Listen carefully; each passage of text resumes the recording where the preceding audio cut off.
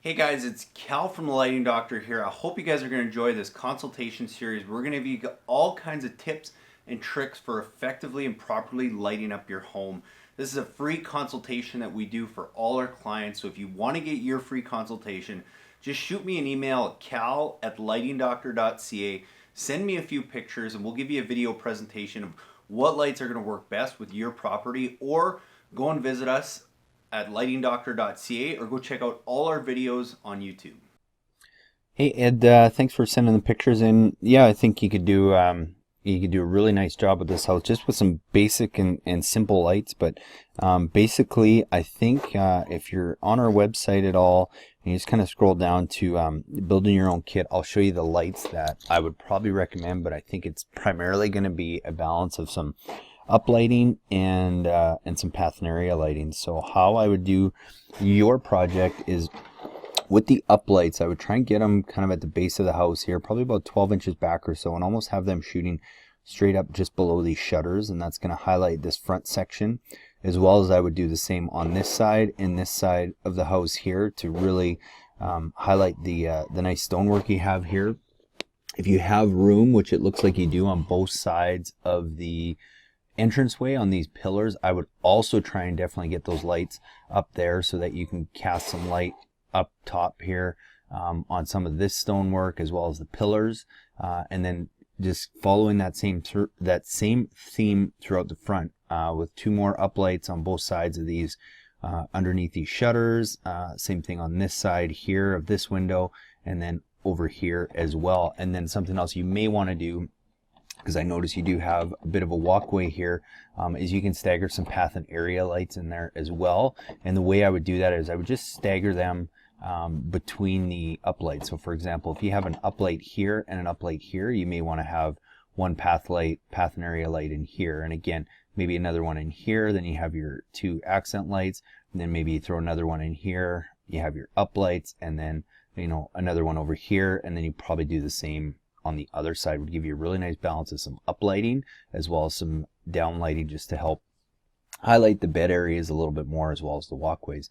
Something else you could do, you could definitely throw an accent light or an uplight on this tree here.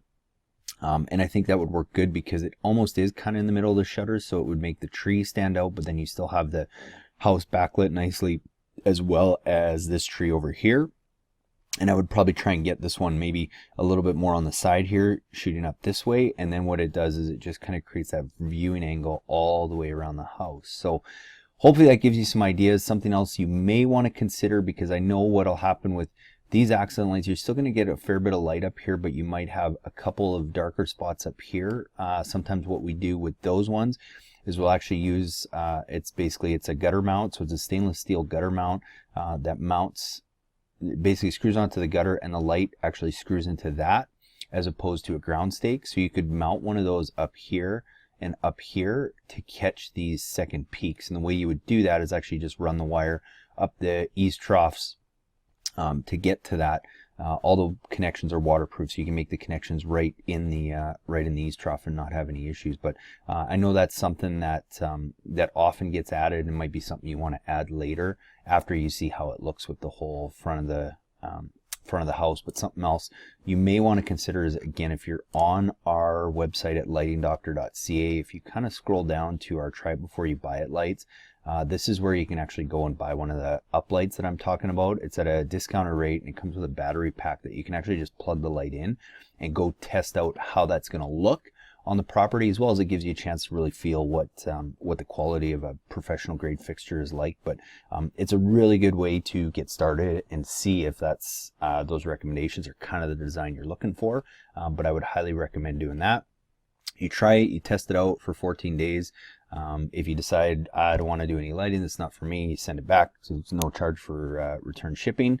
But if you decide to go ahead with the project, you keep it, you get it at that discounted rate, and then you just buy whatever lights you need on top of that. So hopefully that gives you some good ideas. Let me know what you think, and I can build a custom kit for you that includes wire, transformer, all that stuff if you need. Thanks, Ed.